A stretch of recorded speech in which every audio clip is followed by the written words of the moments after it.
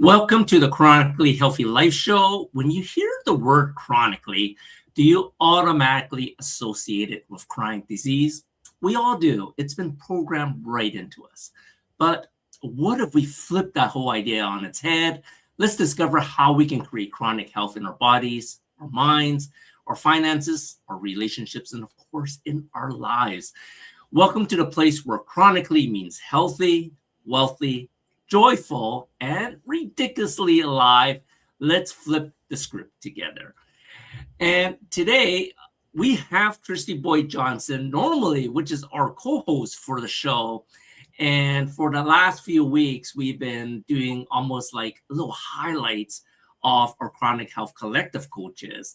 And, it came to, I just realized we haven't done Kristy yet. So, Kristy is, she has a really interesting backstory. She's one of my dearest friends, and that's why she's our co-host for the Chronically Healthy Life. But Kristy, take it away. Why don't you introduce yourself? Because I would not be able to do your bio any justice. Yeah, that's what happens when you get older, right, Andy? There's more and more and more and more stuff in your bio. Oh my gosh, so true. Well, in terms of like a general overview, as a young adult, I started out at teaching school. Worked for someone who was just this brilliant teacher in working with kids with learning differences like dyslexia, and trained with her for, I don't even know, 20 years or something, and did resource in the schools for helping those kids learn to read and do math and stuff like that in a way that actually worked for them. And in terms of education, over the years, I realized how devastatingly terrible the school system is and how destructive it actually is in terms of forcing kids into a box, one size fits all, and standardized testing as the be all end all of life, which is absolutely just stupid because no people fit into one box. So you can't doing that, and how destructive that is. So I went along come COVID, when I was still in San Diego at that time, and they shut down, and I knew I couldn't go back. I could see the writing on the wall. It was so bad. And I thought, oh, this is going to be terrible. And for, people who have been watching our show for a while are fully aware that we are very much like, that was a scam. The vaccine is a scam. And, and then that information is starting to come out now. So, anyway, I was moving into a place of trying to work with kids more on independent homeschoolers, that kind of thing, because I did that over the years. I tutored a lot. I homeschooled a lot. But I've realized that the systemic problems that are inherent in the school system, in institutional systems, really boil down to narcissism. But that idea didn't come to me all at once. That what's happened is I started doing a lot of work on myself and dealing with my childhood. I grew up in a family with a very abusive father. He just took off. He left us, left my mom back at a time when women were supposed to, you get married and have babies and you stay home, and you're somehow defective if you can't hold on to your man. Never mind the man is crazy and abusive. Oh no, it's her fault. So I grew up in a household where my mom was working to support me and my brother and take care of us, and all alone. And she's a formidable woman, my mom, and and still managed as we grew up to show up to my swim meets and my choir shows and all the drama shows I was in and everything else. So then in my early 20s, mid 20s, I made the hugest mistake of my life. Absolutely the worst mistake of my life. And I married someone that swept me off my feet, wanted to be my knight in shining armor, actually said those words to me. And I fell for it. I fell for the whole spiel. Hook and sinker, Yeah, everything. and I'm going to take care of you. You're going to have, your life is going to be, I'm going to be your provider. I'm going to take care of you. You're going to, you can do whatever you want because I'm going to be there for you. Oh my gosh, the insanity of that lie.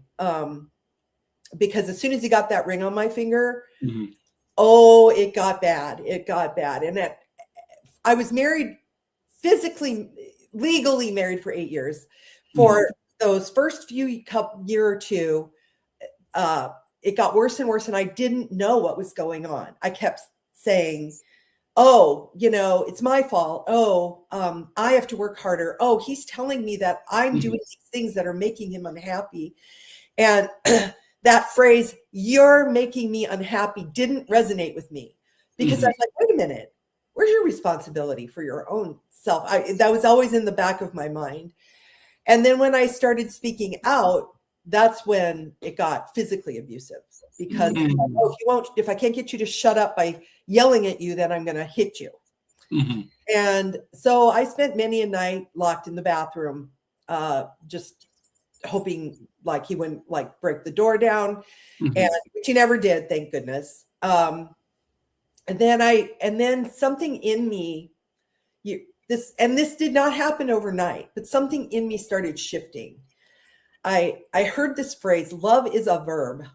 And I sat there going, here I am, this person who's an expert in reading and the grammar, the semantics and all this other stuff. And I'm like, what does that mean? Like, I didn't even know what that meant.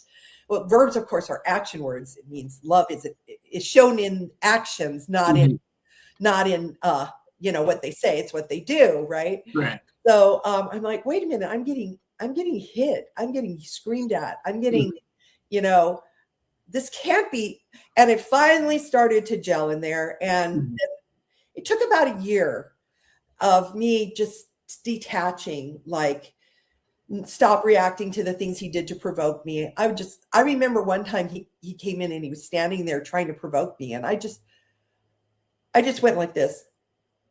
And I just went like that. And I turned on the TV. Correct. And he was just like, he just went away because I understand now what's going on. But at the time I was like, he just went away. And then it was very shortly after that it was, I had to get out, and I got out and I freed myself. I got to the point of, I don't care if I have to live on the street. I'm getting out of this, and filed for divorce. As soon as I filed, I got a restraining order, and he took off. We were in California, and he went to Georgia to escape the court orders. Oh, wow. Avoid all alimony payments, all responsibility, essentially. Found out after I filed for divorce, I found out he was stealing from his employer, like stealing computers and printers and heavy, expensive equipment. And God only knows where that money went. Right.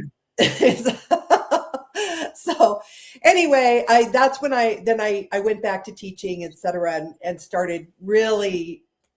The first year of that, I was so euphoric. I didn't even care where I was or what I was doing. I was just so happy. Exactly. I connected with friends. I was, making new friends. I was going dancing. I was 34 years old. And so, at that phase of your life, it's,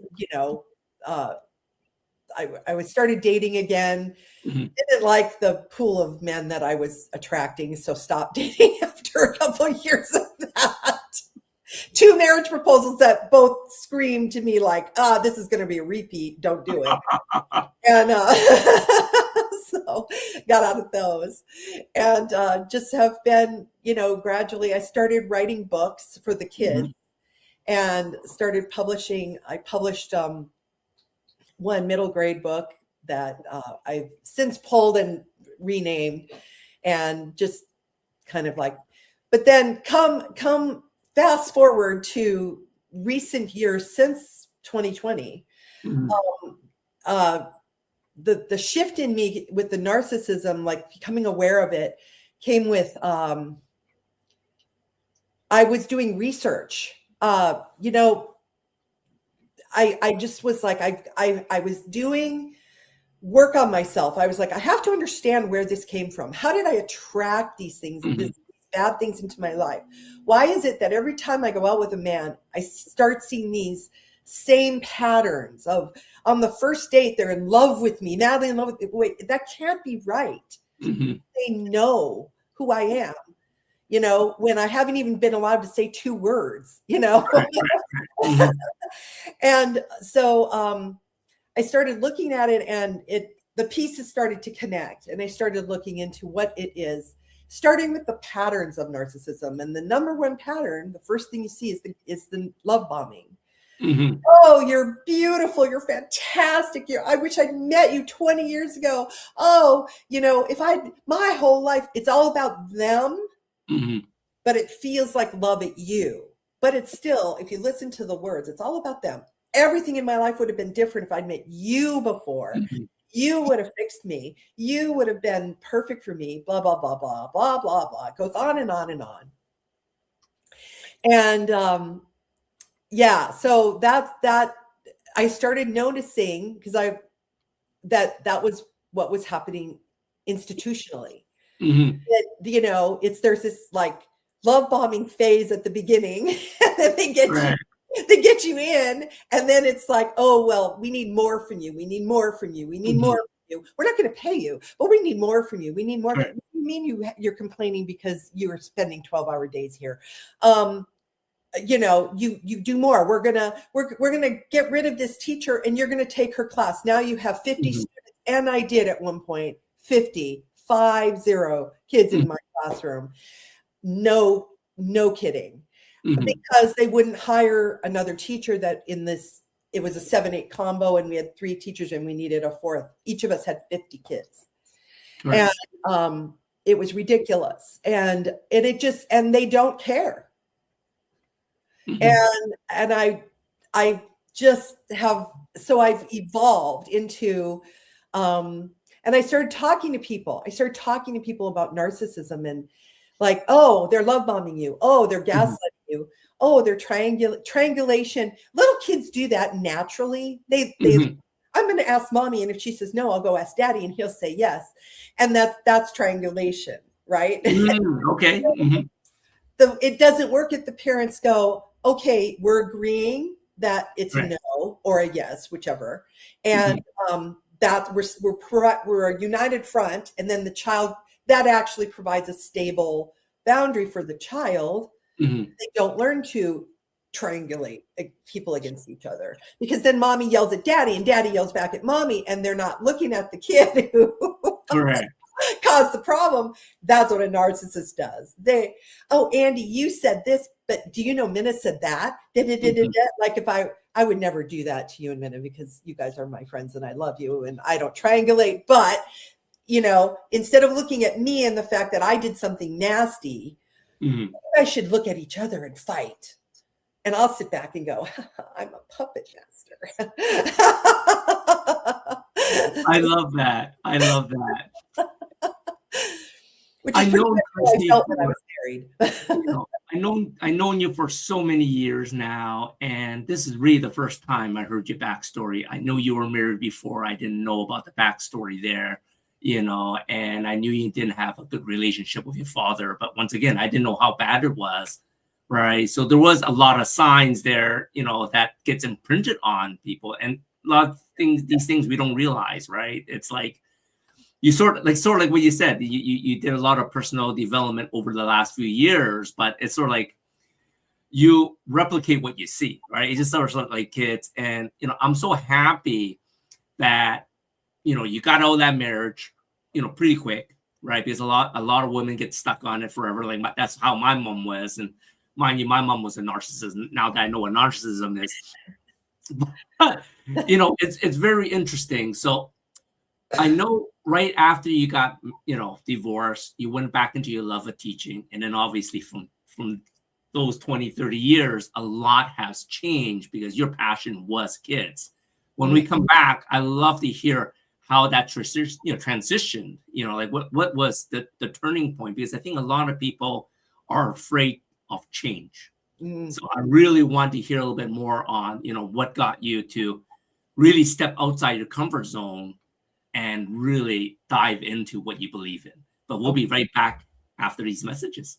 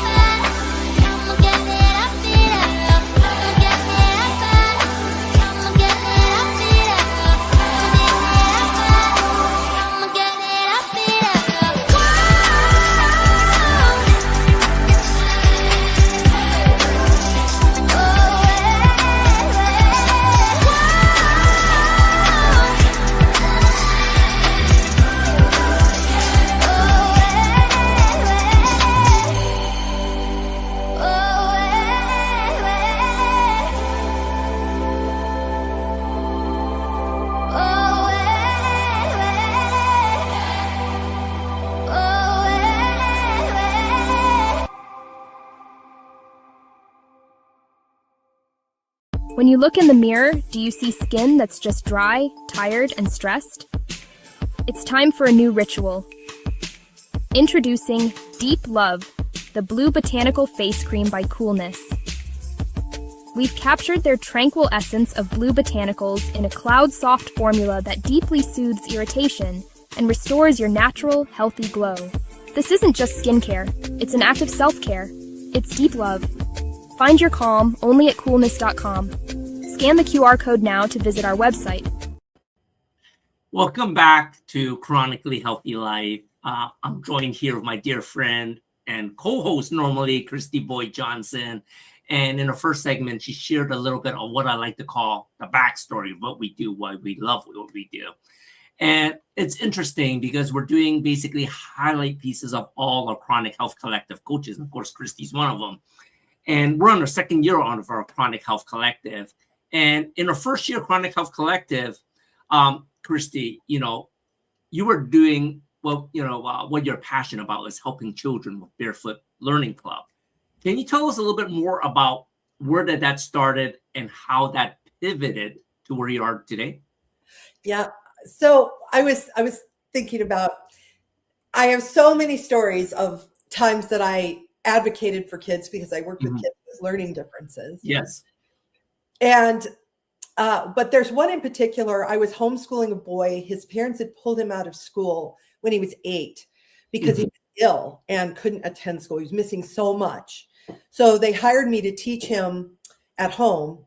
And I got to know this boy really, really well. And I was in the house, during the day. So I could see what was going on with him. Correct. And he was definitely ill. There were days when he could not literally get out of bed. He was in extreme pain, migraines that would probably blow the head off of most people. Correct. Just terrible pain.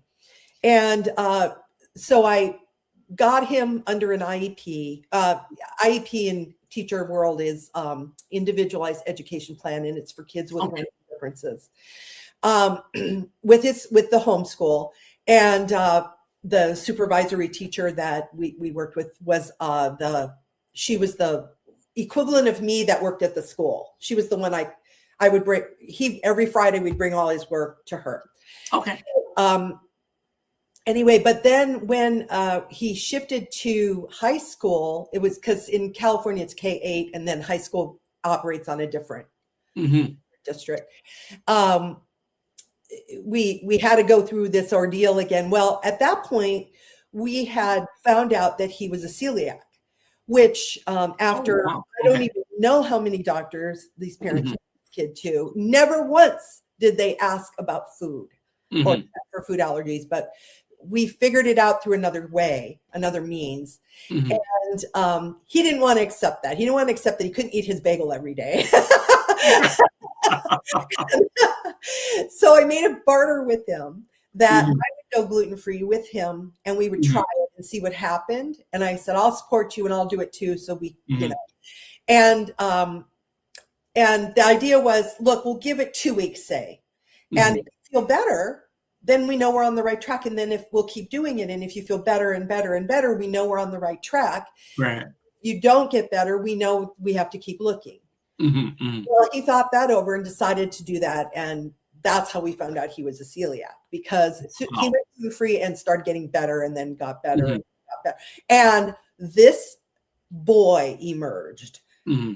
Freaking brilliant. I think his IQ must be over 180. It is. He was no kidding. Wow. amazing. And I knew he was in there. I knew he was in there, and he was all covered up by this miasma, brain fog, and headaches and everything. And so he decided he wanted to, well, we had set it up where he would work with me for academics and then go to the high school for electives, because I can't do things like auto mechanics and correct. Yeah. So he was doing that, and the school came back at us hard, saying he didn't need to be under an IEP, and that we were being manipulated by this child. Oh, wow. And sat in this IEP meeting, getting madder and madder, going, I have seen this kid. I've seen them having to cancel a ski vacation because he was so sick. Kids don't lie to get out of a ski vacation. They lie to get out of a math test. Exactly. Not lying. And they came back hard, and I lost my mind. And I wanted to sue this. I was telling the parents, we need to sue them. We need to file a suit. But what we ended up doing was we pulled him out of that as his primary school. We put him in a different one where the equivalent of the IEP, the person who oversaw the special ed program there, she and I connected, and we talked. She totally got it. So that worked out okay. And then he ended up graduating early. And yeah, and now he has an MBA and his own business, and he's married, and he's doing fabulously well. And he's still in my life. He and his wife, in fact, they had us, my mom and I, over to their house for Christmas last Christmas. So that's amazing. Yeah, he's my boy. And but those things that were happening at that time, and I was just getting madder and madder, because I'm like, I'm working with this kid, and I'm doing these alternative things to get around these obstacles. And you're telling me that he's manipulating me, number one, and two, that he's doing it wrong. Correct. He's not doing it wrong. And then I started, and then when I was back in the classroom after he went, I came back to the classroom, and I started seeing that going on more and more. It was worse than it was. And these, I could feel the pain of the kids. I was feeling the pain. I was, we have, the problems are so incredibly bad. No support from the admin. Now, that is not every school. It was just in the schools I was in, no support. And I was hearing it a lot from other teachers that I knew. And I hear it a lot now too. And no support from the administration. No, it's just, here, we're going to eliminate these jobs, and you're just going to take all these kids, but we're not going to pay you. And who cares if you're working 15 hours a day? And who cares if you're working all weekend? You're a teacher, and you get the summer off. Well, you don't get the summer off. That's a myth. First of all, when the kids get out isn't when the teachers get out of school. The teachers have to close up their rooms and do all their final grades and all that garbage. And then usually in the summer, there's professional development So a teacher's lucky if they get a 2 weeks actual vacation in the summer. Most of the time it's more like one, where they could actually, and most of the time they're so exhausted, they don't do a whole lot. And then they come back earlier. When the kids come back is not when the teachers come back. So I just was seeing it more and more and more. And I was seeing like the same patterns of the flat out lying, the gaslighting, gaslighting is lying, lie and deny. I didn't tell you that. Oh no, we're going to do this. And, oh, well, that teacher over there is doing this, so you have to do that too. And it's like, it was so insane. It's so insane that that's why I attempted with Barefoot Learning Club. I went through a big ordeal with that, which I won't bore everybody with, but essentially I had a business partner who just decided working 10 hours a week was too much work and quit. So I found that helping people to understand that it's so much easier. Education is so much easier than you have been led to believe, has been very difficult. And they still think that the system has their back. It doesn't. Correct. And then too, in all convoluted together with this, I've been on this journey of healing. First of all, starting to understand my dad was a narcissist. My ex-husband was a narcissist. I've had friends along the way who are narcissists, and these patterns keep repeating. And I started digging deep into it. And I actually wrote 5 little ebooks about it. Wow, I love that. So I have one called Narc Attack, a Survivor's Guide, that has a journal to go with it on my website right now. But the starting to realize what happens to people when one of their parents is a narcissist. What happens when you marry one? What happens when it's a friend that you don't even realize because they're a friend, you think you're a peer or a teacher, or there's so many different variables, or an employer or coworkers, and the dynamics are different, but the patterns are the same.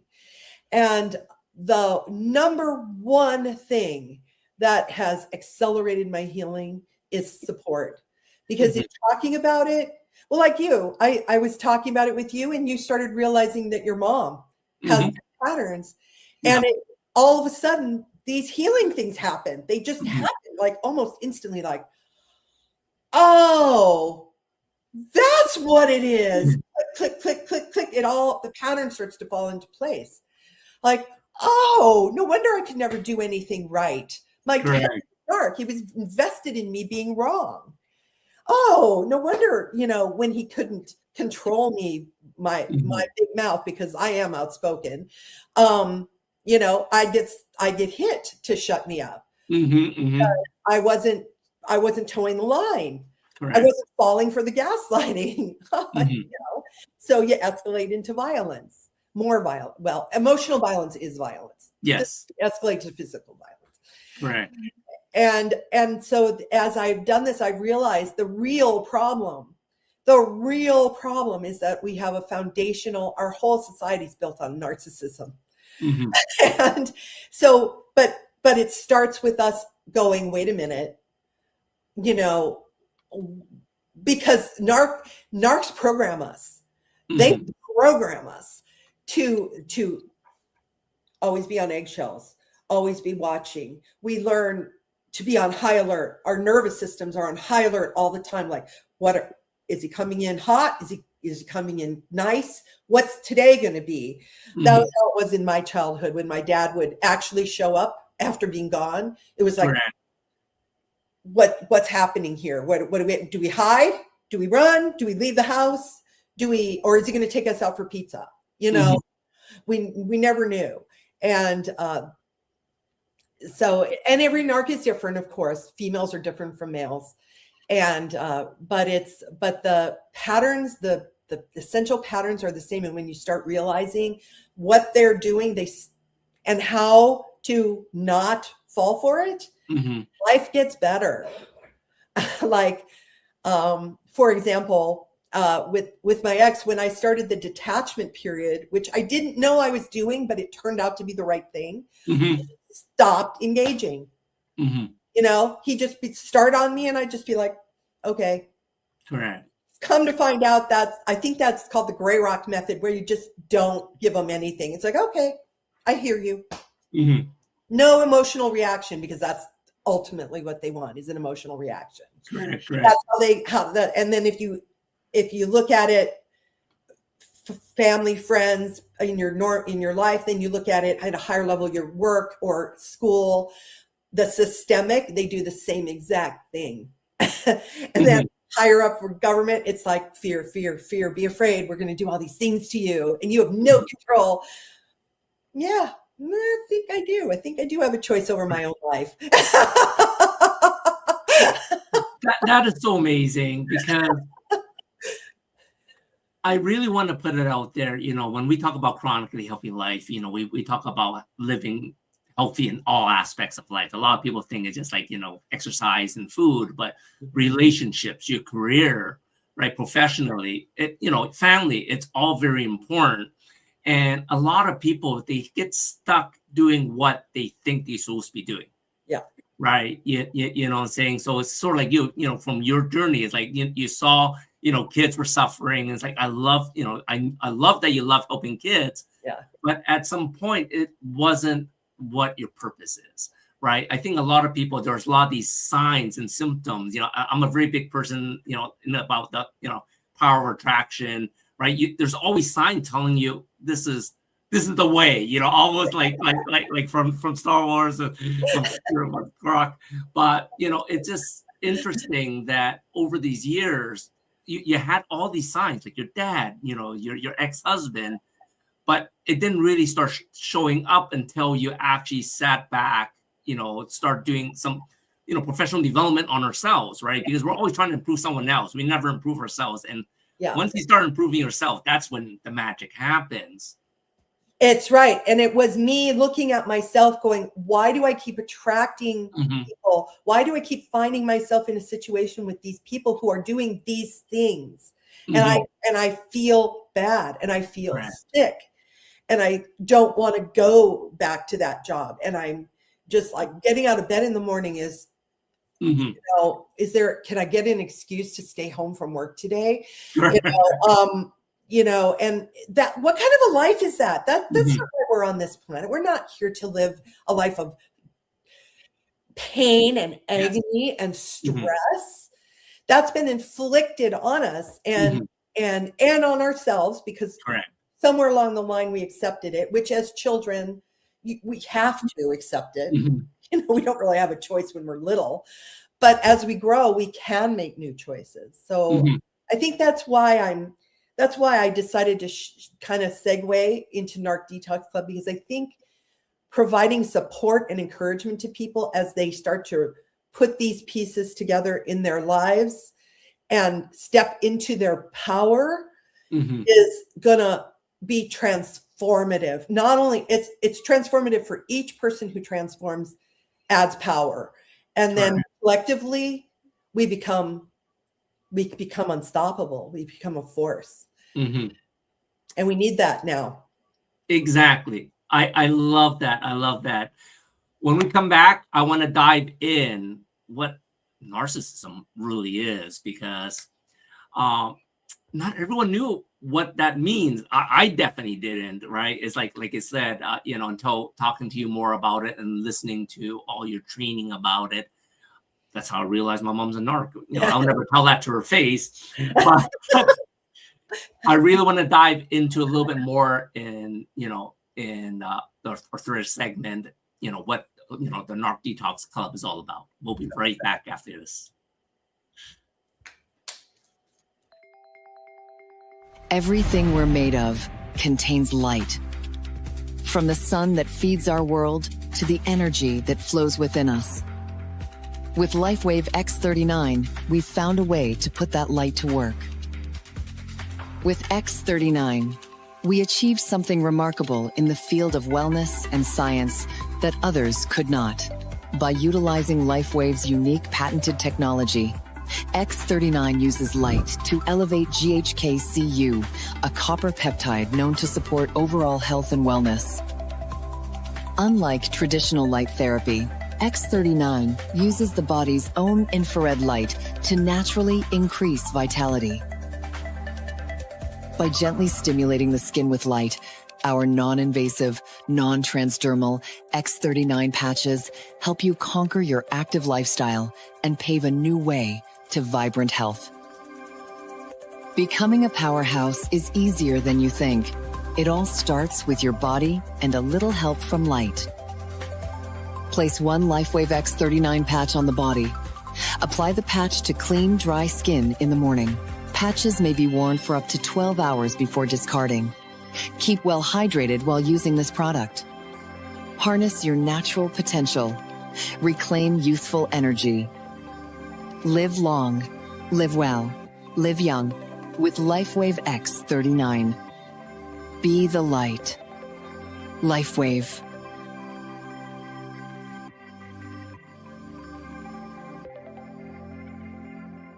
Imagine a life where every day is fueled by energy, vitality, and purpose. Where age is just a number and your best years are always ahead. Hi, I'm Andy Nam, certified functional nutrition longevity coach, best-selling author, and international speaker. After reversing my own chronic health struggles, I'm now on a mission to help you live longer, stronger, and of course to look younger. I combine biohacking, cutting-edge nutrition, and stem cell technology to unlock your body's full potential. So no matter where your starting point is, I'm going to guide you toward a chronically healthy life. Ready to reverse aging and take control of your future? Connect with me today. Your journey to longevity starts here. Why do 98% of beauty enthusiasts rave about coolness? It's all in the blend of ancient wisdom and modern science. Introducing Coolness, Pearlescent Face and Eye Serum Cream. This powerhouse combines the antioxidative power of schisandra berries, the glow of pearl powder, and the hydrating wonders of dragon's blood extract. It's like a time machine for your skin, making it radiant, firm, and oh so smooth. Inspired by ancient Chinese traditions and backed by modern nutritional science, this serum cream is perfect for dry, mature, and aging skin. It's time to unlock your inner glow with Coolness. Treat your skin to the best of both worlds today.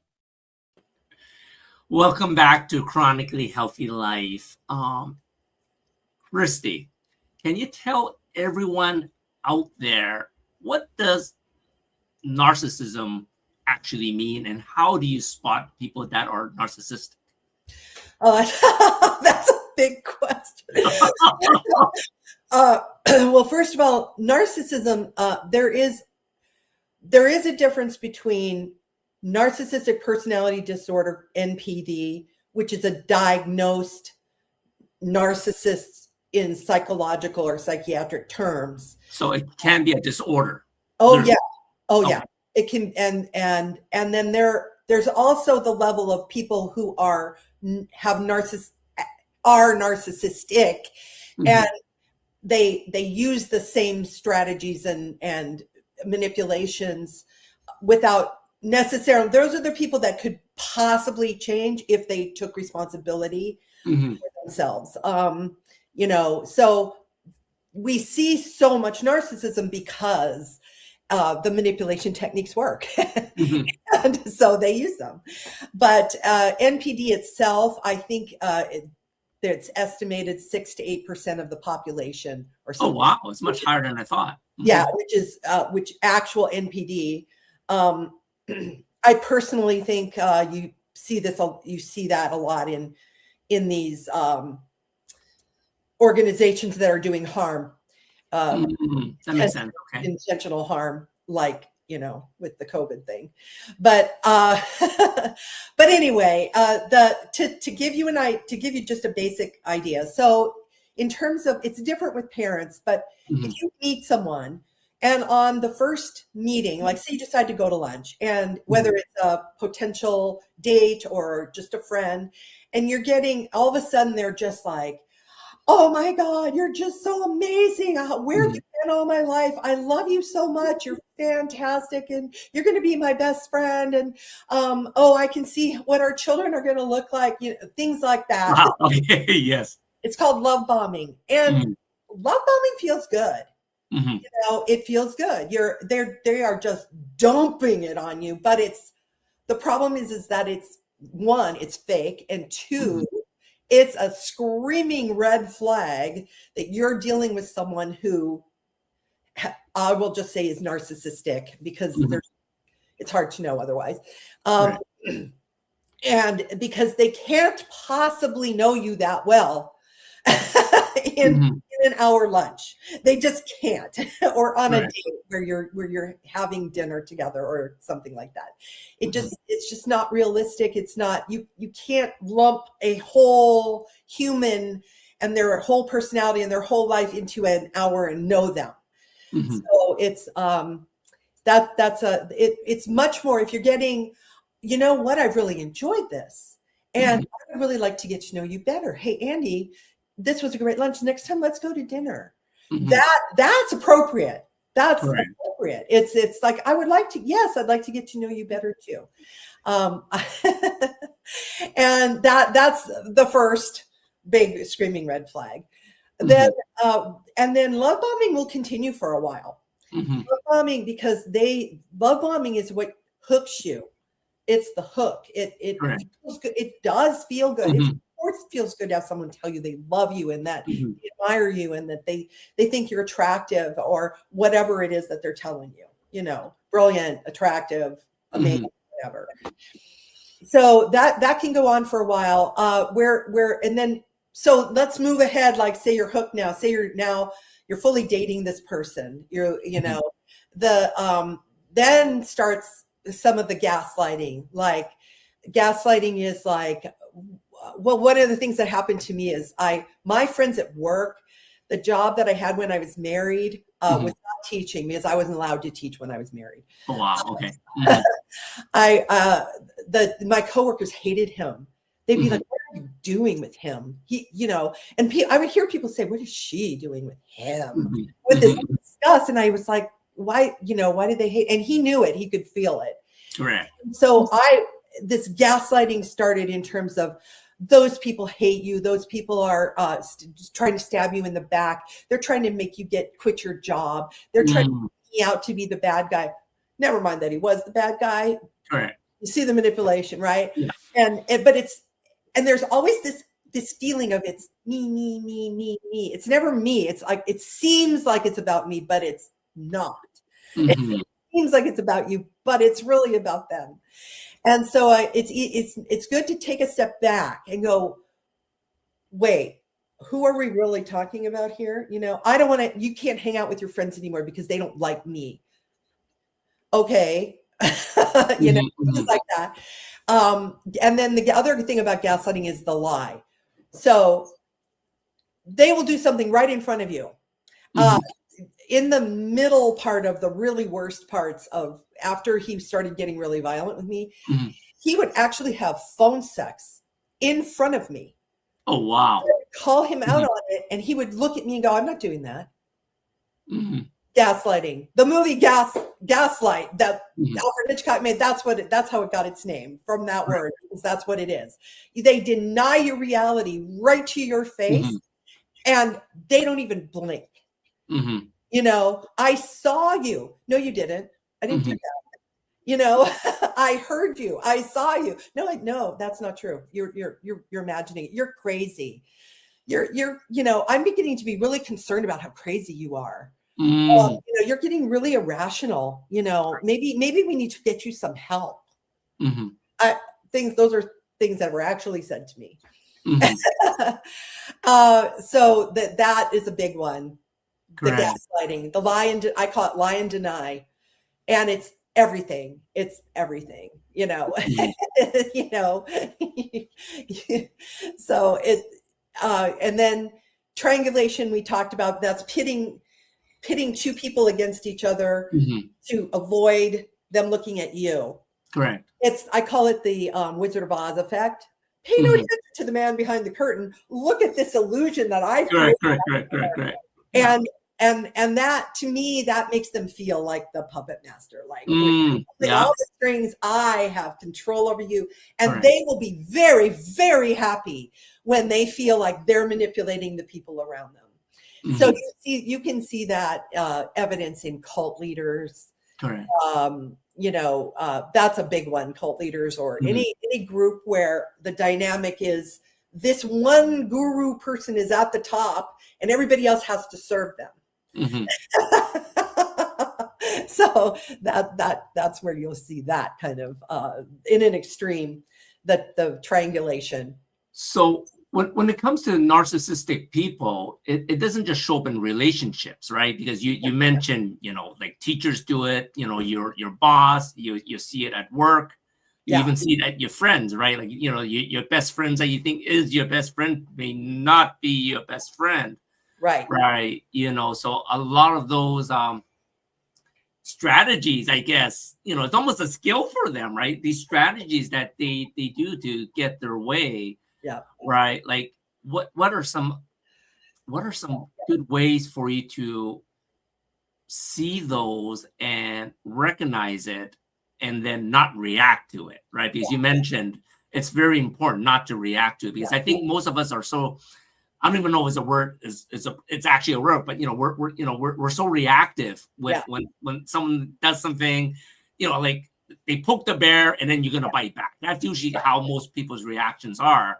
Like they do that on purpose. They do that on purpose to get a reaction out of you so that they can sit back and know they have control over you, that is the essence. They want control over you.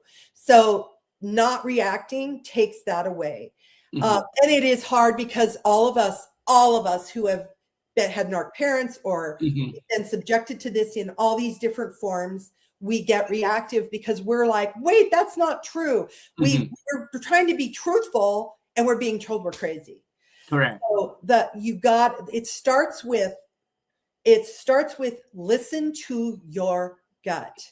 And for me personally, people feel things differently, but for me, if I feel a punch in my gut, something is wrong. I literally feel like I've been punched in my gut. And if I get that feeling, I step back immediately because I'm like, something's really wrong here. And I am not going to knee-jerk react. But now, to be fair, that takes practice. This is, I'm going to confess, I am 65 years old and I did not get here by just being, hello, here I am. Exactly. And here I am. I have worked hard to get to a point where I can do that. And even still, sometimes someone in my family can trigger me and I will tell my mother I've got a vent. Or one of my friends, but if you can step back and you can go, I've got a gut punch here, something's wrong. I'm not reacting. You can say, and you fully can say, especially if it's a situation of you have to make a decision right now. No, I don't. I'm going to step back and think about it. And you phrase it that way. You don't ask permission. You say, no, I'm going to take a step back and think about it. And if you get pressure, then it's a hard no. That's my rule now, is if you're going to pressure me, it's a hard no. Because you're pressuring me for a reason.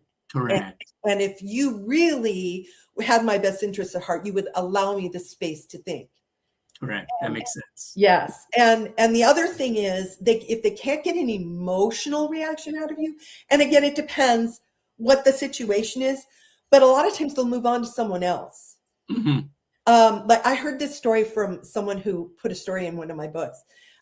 She had this coworker that would come to her like late in the week and go, what are your plans for the weekend? All sweet and light, like, oh, hi, I'm so interested in you. And she fell for it a couple of times. She'd say, oh, I'm not doing much. Oh, I'm supposed to do Saturday duty. Could you do that for me this time? And this person finally figured out that the only time this woman was interested was when she wanted something. Correct. She started saying, oh no, we have family coming in this weekend. I'm going to be booked all weekend. And the woman would literally turn around and walk away without saying another word. Oh, wow. That's narcissistic behavior and it didn't matter whether it was true or not. That was the deflection to get this user off her back. And it worked. And she eventually stopped asking because miraculously, she was always busy from that point forward. And I love that, Kristy. I love that. So why don't you tell me a little bit more about, what Narc Detox Club is really all about? Like, how are you going to help people with narcissistic people? So I have definite things. I've got books. I have a video series. The first thing you got to do is really understand. If you start understanding their strategies and their techniques, things start to click in. That kind of is the first level. So I put up a little video series that you can get on Narc Detox Club. Okay. So it's almost like the awareness. You need to be aware that, okay, I love that. And then if it resonates, I decided that the number one thing that accelerated my healing, and I've seen with people that I've been taught, that I've put stories in my books and things like that, is that talking about it and sharing it with people who understand and get it and aren't calling them crazy and making you understand you're not the one who was crazy because you had an emotional reaction, has been the biggest healer. So I decided to form a membership club where, and it's private. It is like, we will be having experts coming in for where you can get help, trauma healing, people who are experts in narc abuse, who know a lot more than me, therapists who work with that, lawyers who work with narc, like, especially if you're divorcing a narc, that's a rough go, especially if you have kids. Correct. And things like that. We're going to bring them in, but we are not going to be putting those things out into the world. They're not going to be on YouTube because we're protecting the identities of people who might, like I was at that point in my life. I can see that. And I had to be in a safe space. So it's only accessible inside the membership, getting the Zoom calls with experts and the meetings and things like that. And they will not be recorded or put out. I mean, they will be recorded inside the group, but they will not be put out into the world. They will be private. So we want people to feel safe. We want them to have a place where they can talk openly. The goal being understanding leads to the growth, leads to the healing, leads to the letting go of victimhood, because it's very tempting to stay locked in that victim. Yes. I'm a victim, and I've done it. I've wallowed.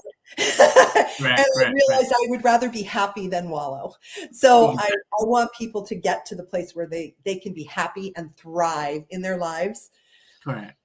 I love that. I love that. So you're giving them a safe, supportive space first to realize they are not crazy, right? Because you see all the signs, and then having people around in the community to help them get through it. And then you're going to have all the specialists depending on how deep the situation is. So Kristy, what's the best way for people to get a hold of you?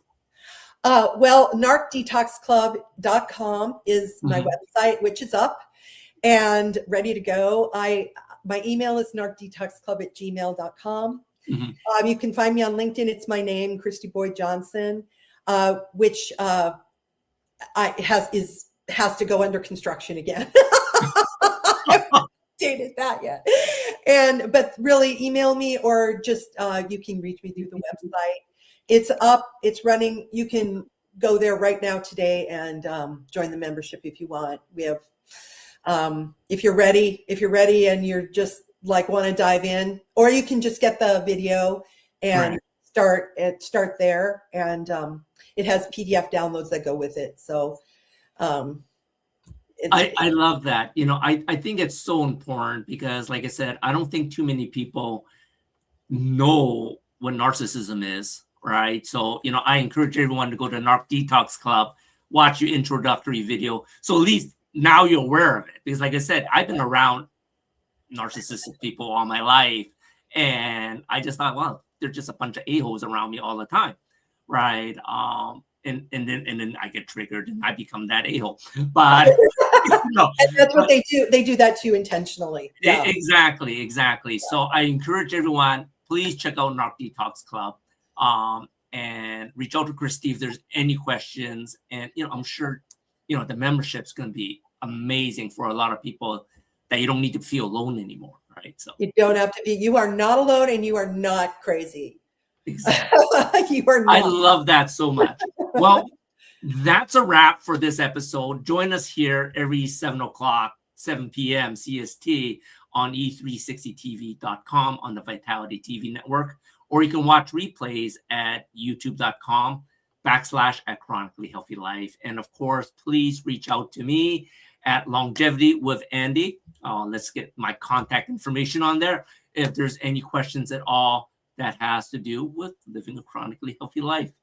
Until then, stay vibrant, stay furious, and stay ridiculously, unapologetically chronically healthy. See everyone next Friday.